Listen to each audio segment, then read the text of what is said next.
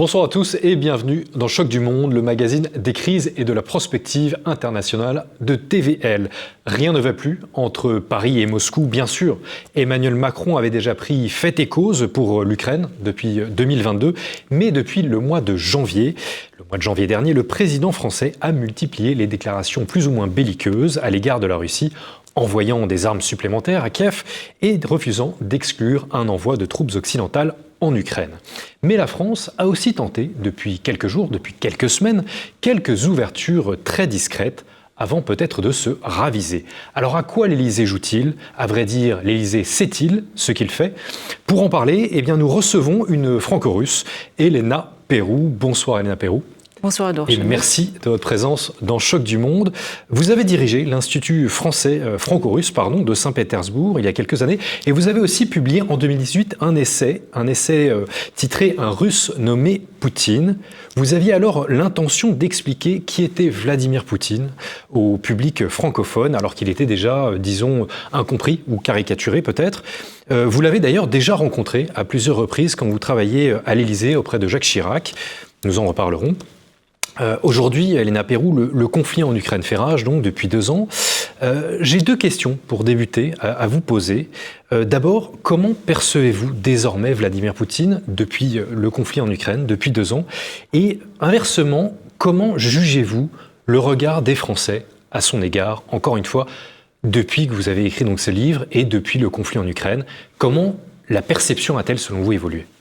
Alors, j'ai écrit ce livre pour essayer de décrypter Vladimir Poutine, pour essayer de le voir effectivement comment les Russes le voient, parce qu'entre un regard, disons, russe et un regard occidental sur Vladimir Poutine, on ne voit pas du tout la même personne. Cela dit, mon livre est paru juste avant l'élection précédente, 2018-2024, ça devait être son dernier mandat. Je dirais que tout au long de ce 4e mandat, il y a eu un serrage de vis important en Russie même, et un Vladimir Poutine qui s'est infléchi, disons, dans une position relativement conflictuelle vis-à-vis de l'Occident, mais on peut le comprendre pour plein de raisons si on sort de l'immédiateté et du narratif occidental qui, depuis fort longtemps, et ça n'est pas lié aux événements de 2022, même pas finalement aux événements de 2014, en Ukraine, ce coup d'État que les Américains ont appelé, ou les Européens Euromaïdan, et que les Russes ont appelé un coup d'État fomenté par les Américains avec des couleurs fascistes. Ça n'est pas du tout le même regard sur les mêmes événements. Donc un durcissement de Vladimir Poutine sans aucune ambiguïté. Et en même temps, il vient d'être réélu pour un 5e mandat, donc, avec un score qui est soviétique, stalinien, comme on veut. Évidemment, une élection est préparée et je dirais presque fabriquée, mais si on regarde un institut de sondage qui est complètement indépendant du gouvernement, Levada.ru, qui a une page, alors je le dis pour les non-russophones qui nous écoutent, qui a des pages en anglais qui sont extrêmement bien faites, et qui mesure la popularité de Vladimir Poutine depuis, même avant 2000, depuis 1999, je crois, tous les mois. On voit qu'il n'est jamais descendu sous 60% d'opinion favorable, et en février, donc un mois avant sa réélection, il était à 86% d'opinion favorable. Et encore une fois, Levada n'est pas suspect d'être à la solde du Kremlin, il a même ce label censé être infamant de agent de l'étranger. Ça veut dire simplement que c'est une organisation qui collabore et reçoit des fonds venus de l'étranger. Donc un baromètre, si vous voulez, qui est fiable et qui montre qu'il y a une adhésion à Vladimir Poutine malgré un conflit qui est extrêmement dur pour les Russes, parce que c'est un conflit fratricide entre Russes et Ukrainiens. Il y a des liens d'abord de famille, des liens de langue, il y a des liens extrêmement étroits. Et ce conflit est un choc pour la population russe, et malheureusement, il y a eu des vraies fractures dans des familles, dans des groupes d'amis, entre les pro-Poutine et les anti-Poutine, entre les pro-Russie et les pro-Ukraine. Ça a créé quelque chose de difficile au sein de la société russe. Alors au début en effet du conflit, 2 ans après, est-ce que cette perception a évolué en Russie vis-à-vis du conflit? On a le sentiment d'une certaine manière que le peuple russe s'est Vous le dites vous-même, 86%, ce n'est pas rien, que le peuple russe a totalement adoubé en fait, Vladimir Poutine. Et donc le conflit... C'est rangé derrière Poutine, effectivement. Si je reviens un instant à Levada, Levada a sorti ces jours-ci un autre sondage extrêmement intéressant sur la volonté des Russes d'émigrer. On voit qu'elle n'a jamais été aussi faible. Depuis que cet indicateur existe. Je crois que le record de volonté d'émigrer était à 22% et c'est arrivé à différents moments tout au long des années 2010. Il a été relativement fort en février 2022, mais il est très vite retombé à moins de 10% et là, il est à 9%. Donc les Russes n'ont jamais eu autant envie de rester en Russie. Peu envie de partir, d'accord. Absolument. Et pour ce qui est de la perception des Français ? Alors pour ce qui est de la perception des Français, on a une perception qui est, je pense, vraiment faussée et malheureusement sur la durée. Les exemples de gauchissement du message de Poutine. Je ne parle pas de ses prises de position, je ne parle pas de l'idéologie, mais simplement ce qu'il dit, parce que c'est important de comprendre ce qu'il dit, parce qu'en général, il dit ce qu'il fait ce qu'il dit. Je prendrai un seul exemple qui est pour moi relativement sérieux, enfin sérieux dans le sens de l'alerte. Je prends une revue qui est très, très sérieuse, la revue de l'IHEDN. Il y avait un article, une interview de Pierre Asner très, très intéressante, c'était en 2014 si je me souviens bien, le numéro de l'été de 2014, sur le fameux discours de Poutine au moment de la réunification ou de l'annexion, comme chacun voudra, de l'entrée en tous les cas de la Crimée au sein de la Fédération de Russie. Ce qu'il fait dire à Poutine, et moi pour mon livre, j'ai évidemment passé des heures et des heures à scruter, à déchiffrer des discours publics et puis des choses qui sont moins publiques. Et puis j'avais mes propres souvenirs effectivement du temps où je servais le président Chirac. Et quand j'ai dirigé l'Institut, alors c'est pas l'Institut franco-russe, c'est l'Institut français de Saint-Pétersbourg, j'avais un passeport diplomatique français et je n'ai pas de passeport russe aujourd'hui, donc je suis franco-russe, mais je voyage en Russie avec un visa. Eh bien, dans ce numéro de l'IHEDN, je ne reconnaissais pas du tout le discours de Poutine et les propos étaient complètement déformés.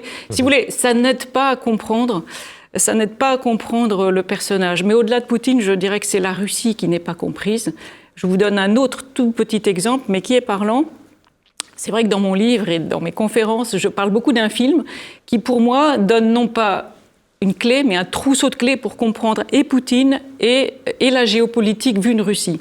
Ce film, c'est 17 moments du printemps, qui est un grand film d'espionnage sorti dans les années 70. Enfin, c'est le James Bond russe, sauf que c'est en noir et blanc, il n'y a pratiquement pas de femmes, et il n'y a aucun gadget technologique. Et ces 17 moments du printemps, c'est février-mars 1945, un agent russe infiltré chez les nazis à Berlin.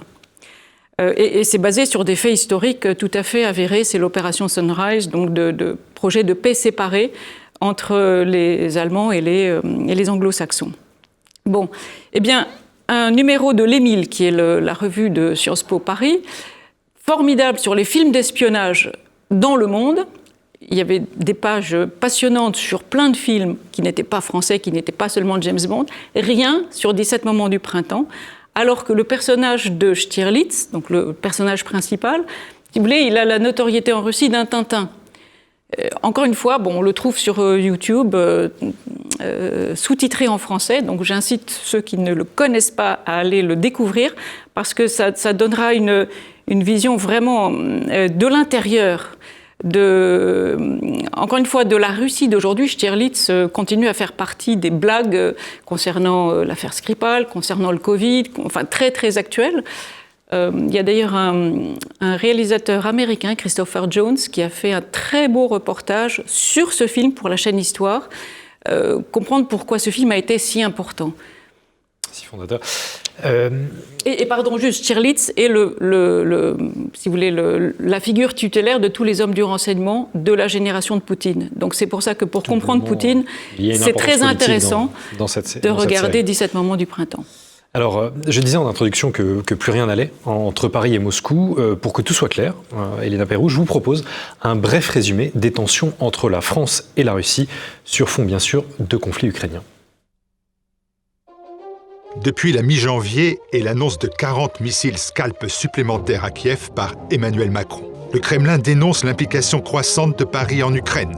Les propos du président français le 26 février, refusant d'écarter l'envoi de troupes occidentales en Ukraine, n'ont rien arrangé. Et l'échange téléphonique inattendu, le 3 avril, entre les ministres des armées françaises et russes, Sébastien Lecornu et Sergueï Shoïgu, a tourné au vinaigre. Le ministre français a, selon le communiqué du ministère des Armées, appelé la Russie à cesser toute instrumentalisation de l'attentat de Moscou en accusant l'Ukraine. Tandis que Shoïgu a espéré que les services français n'étaient pas derrière celui-ci. Emmanuel Macron, le lendemain, qualifia les propos du ministre russe de baroques et menaçants. Et Stéphane Séjourné estima qu'il n'était pas dans l'intérêt de Paris de discuter avec les responsables russes, puisque les communiqués qui en sortent sont mensongers. Pourtant, selon une information d'Europe 1 le 16 avril, une délégation russe devrait être conviée par la France aux commémorations du 80e anniversaire du débarquement de Normandie en juin prochain. La France s'apprête à rendre publique sa décision, a indiqué le média, rapportant qu'une carte d'invitation sera adressée à la représentation diplomatique de Moscou en France. Mais le jour même, le Kremlin puis la diplomatie russe déclaraient n'avoir rien reçu. Rien reçu donc, mais alors que se passe-t-il selon vous, Elena Perrou? Emmanuel Macron, il y a 2 ans, ne voulait pas humilier la Russie, mais Bruno Le Maire, son ministre, voulait détruire l'économie russe. Maintenant, Emmanuel Macron n'écarte pas un envoi de troupes occidentales en Ukraine en février, mais en avril, on entend ce genre de rumeurs. Que se passe-t-il, à votre avis, au sommet de l'État français?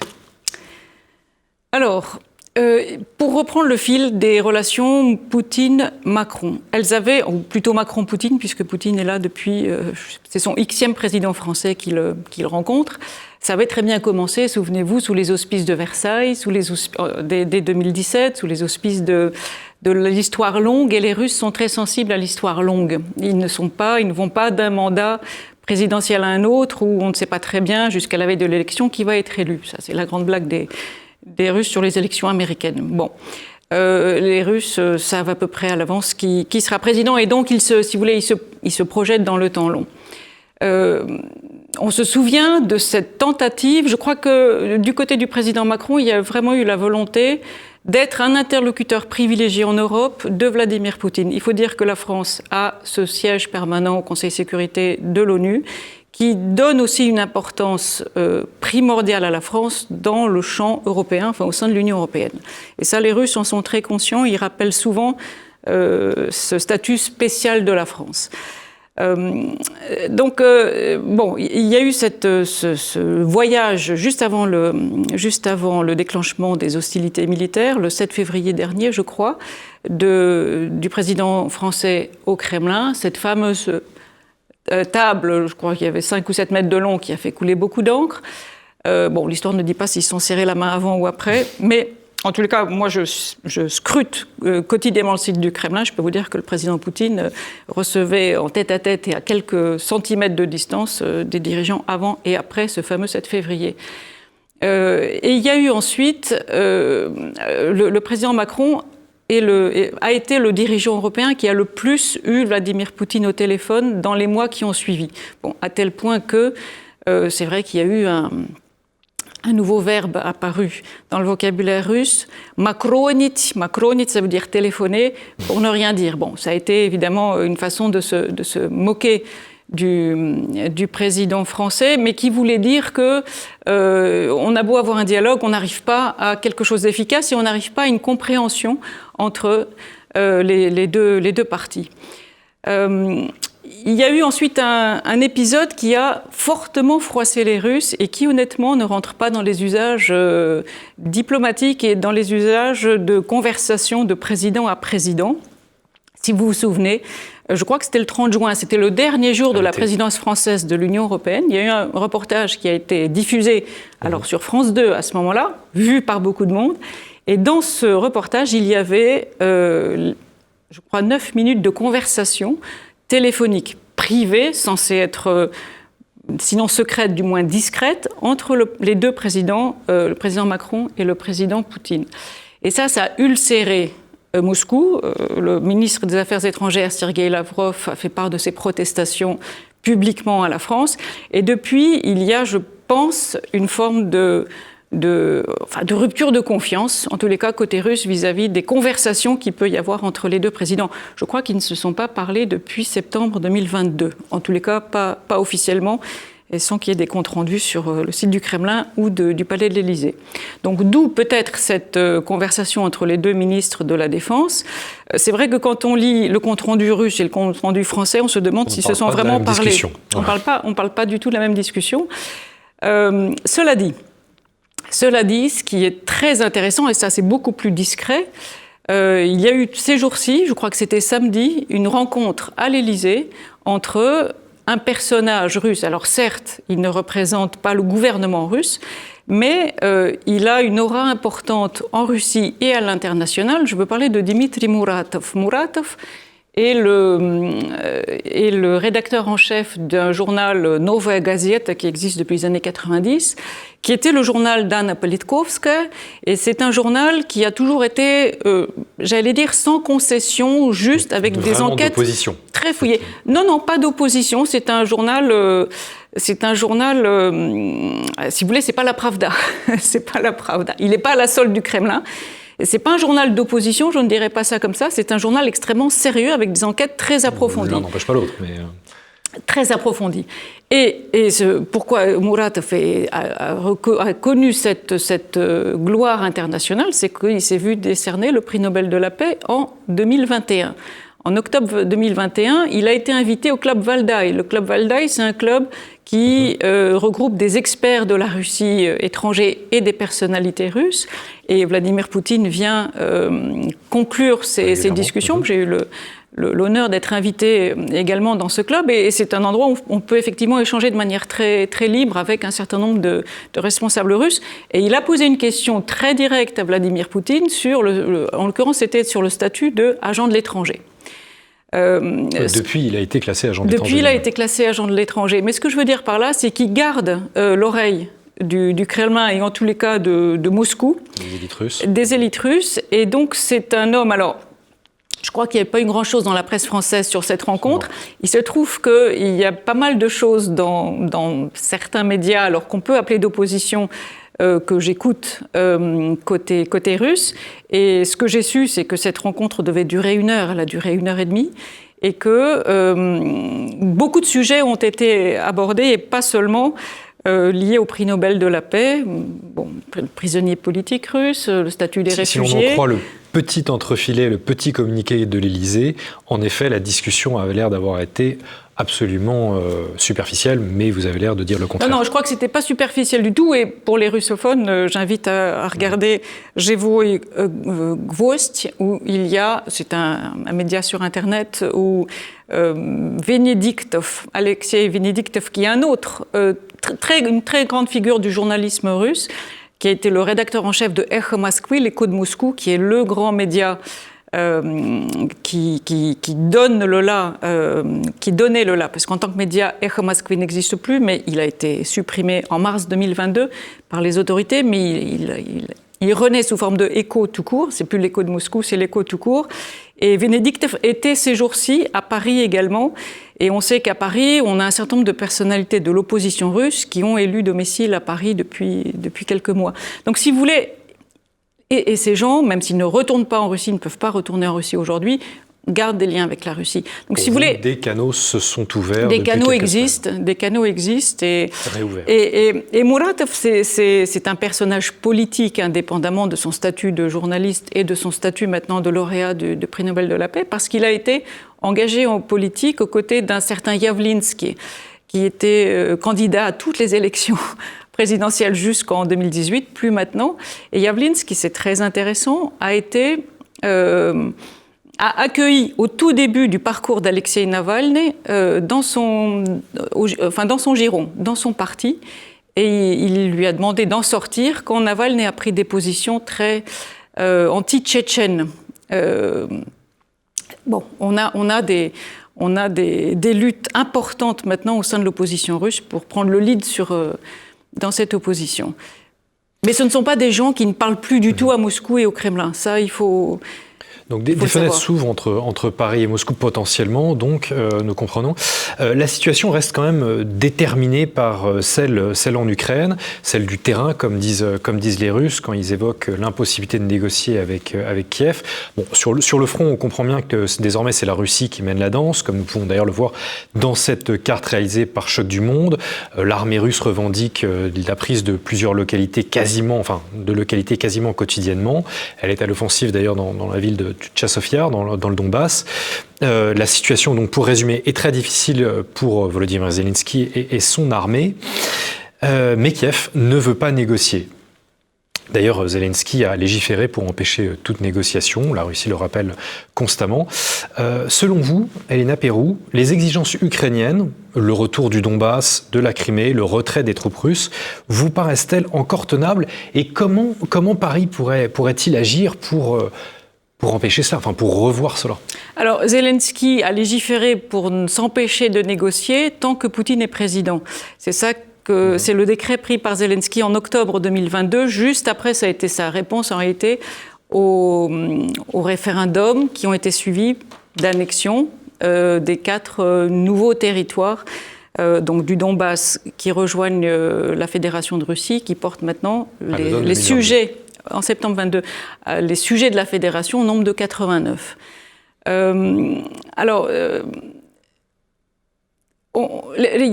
Si vous voulez, il s'est passé beaucoup de choses très intéressantes ces derniers mois. Encore une fois, peut-être on n'a pas eu d'écho très important de ces choses-là dans les médias français, mais vous avez un député ukrainien qui n'est pas des moindres, qui est le patron du groupe Serviteurs du peuple à la Rada, David Arachamia, qui a été le chef de la délégation qui a négocié en 2022 avec les Russes, et notamment à Istanbul, en mars 22, et qui a dit, alors il a donné un certain nombre d'interviews à la fin de l'année 2023, en novembre-décembre 2023, où il a dit clairement que, parce que c'est un écho qu'on avait des Russes, mais les Ukrainiens ne disaient rien sur le sujet. Les Russes avaient dit on était près d'un accord en mars 22, c'est-à-dire à peine un mois après le début du conflit. Parce que personne, ni russe ni ukrainien, évidemment, n'a intérêt à la prolongation de ce conflit qui est encore une fois très meurtrier et qui est fratricide. Et Arachamia, donc ukrainien très proche de Zelensky, a dit clairement c'est Boris Johnson qui nous a en gros interdit de négocier avec les Russes. Poutine disait les Ukrainiens avaient paraphé. Et qu'est-ce qu'ils avaient paraphé à l'époque? Sur quoi s'étaient-ils mis d'accord? Ils s'étaient mis d'accord sur un statut de neutralité de l'Ukraine et, disent les Russes, la promesse de ne pas faire partie de l'OTAN. Bon. À l'époque, les conquêtes territoriales de la Russie n'étaient pas ce qu'elles sont aujourd'hui. Aujourd'hui, les Russes partent de la réalité de terrain, comme vous avez dit tout à l'heure. La réalité de terrain, c'est qu'il y a 4 sujets de la fédération supplémentaires qui maintenant ont rejoint la Russie, et ils disent clairement qu'ils ne souhaitent pas, enfin plutôt qu'il est hors de question que ces territoires-là reviennent dans le giron de l'Ukraine. Donc aujourd'hui, on n'a pas de common ground, si vous voulez, entre les deux parties, mais il y a des mains tendues, alors qui viennent de Turquie, puisque le président Erdogan a redit là en mars 2024 qu'il était prêt de nouveau à servir d'intermédiaire entre Russes et Ukrainiens s'il le souhaitait, comme il l'avait fait il y a 2 ans. Il y a une diplomatie très discrète qui est la diplomatie du Vatican. Elle est extrêmement discrète, mais vous avez une association de vieux croyants avec une personnalité intéressante à la tête de cette association, un Russe, qui fait très souvent le voyage vers le Vatican, et il y a des choses qui bougent de ce côté-là aussi discrètement. Et puis, pape, il y a un peu plus d'1 mois, avait d'ailleurs appelé un cessez-le-feu.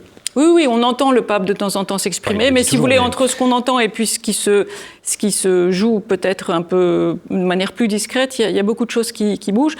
La Chine est écoutée, et la Chine est écoutée des deux côtés. Vous savez qu'il y a ce projet de rencontre de haut niveau en Suisse à la mi-juin, mais à laquelle la Russie, pour l'instant, n'est pas conviée. Bon, les Russes n'attendent pas grand-chose, mais les Chinois, en principe, devraient participer à cette rencontre. Les choses bougent malgré tout. Les choses bougent, alors bon, c'est évidemment un message plein d'espoir. Les Russes disent que l'Occident veut à tout prix imposer, je cite, une défaite stratégique à la Russie. Et on a l'impression que désormais, c'est Moscou qui veut imposer donc une défaite de la même ampleur, mais à Washington et à Bruxelles. D'ailleurs, Zakharova disait il y a quelques jours que la défaite de Washington sera aussi, je cite, retentissante que celle du Vietnam et de l'Irak. En fait, voyez-vous cette issue envisageable ? Bon, là, on est dans une surenchère verbale, si vous voulez. Je ne suis pas sûre que les Russes aient été à l'origine des premières déclarations, celles qui ont été les plus martiales ces derniers mois. Elles venaient quand même de France, avec les prises de position du président Macron. Par parenthèse, il a été désavoué très vite par l'ensemble des chefs d'État européens, à l'exception, je crois, des États baltes, sur la possibilité d'envoi de troupes au sol.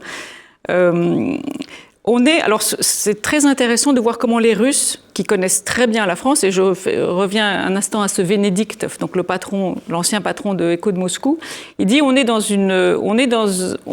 un calendrier européen qui va nous amener aux élections européennes dans très peu de temps, et finalement les prises de position des Européens sont aussi déterminées par des affaires strictement intérieures, alors qui sont différentes pour les différents pays d'Europe, mais avec cette échéance que nous avons tous en commun, des élections le 9 juin.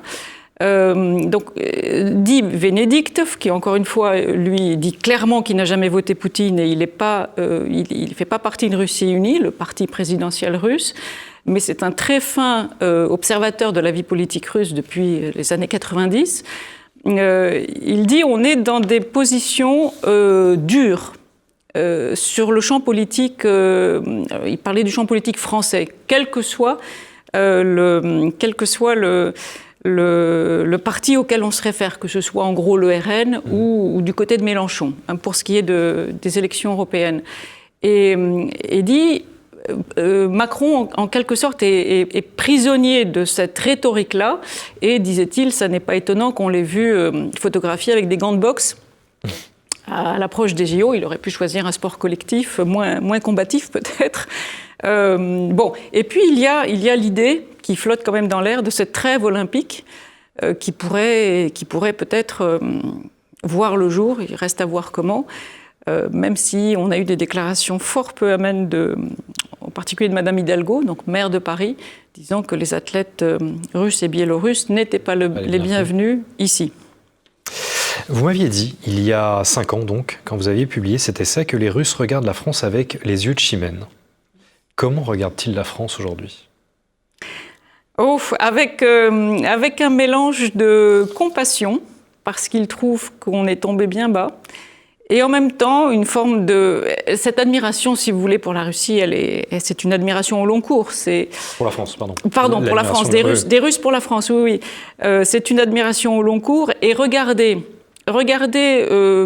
même dans la connaissance de la langue française de certaines élites russes. Bon, je reviens à Venediktov. Il parle un français parfait et il a pris une interview de la porte-parole du Quai d'Orsay, Anne-Claire Legendre, il y a 1 an, en français. Regardez quelqu'un qui a défrayé la chronique ces derniers temps, Piotr Tolstoï, vice-président de la Douma, qui parle un français parfait. Dans les jeunes générations, vous avez des gens qui parlent un français parfait. Au sein du gouvernement actuel russe, des jeunes de moins de 50 ans, vous avez des gens qui connaissent très bien la France, qui parlent bien français. Il reste une sympathie particulière pour la France, mais il ne nous admire pas du tout pour le côté communautariste qu'il voit se développer chez nous. Quelles que soient les minorités, qu'elles soient sexuelles, ethniques, religieuses ou autres, que certains ici mettent en avant. Qui est perçu comme une menace en Russie. Qui est perçu comme une menace en Russie. Il faut bien voir que un regard qu'on n'a pas toujours sur la Russie quand on la regarde avec un œil occidental, c'est cette immense diversité, qu'elle soit ethnique, linguistique. Vous savez qu'on a plus de 15 langues officielles en Russie. Et c'est pour ça que ça a tellement choqué les Russes lorsque, dans un pays qui est aussi multiethnique et multilinguistique comme l'Ukraine, il y a eu, dès le lendemain de Maïdan, cette loi qui a été prise pour, alors pas appliquée ensuite par le président par intérim, mais c'est symbolique, prise contre la langue russe qui est parlée par...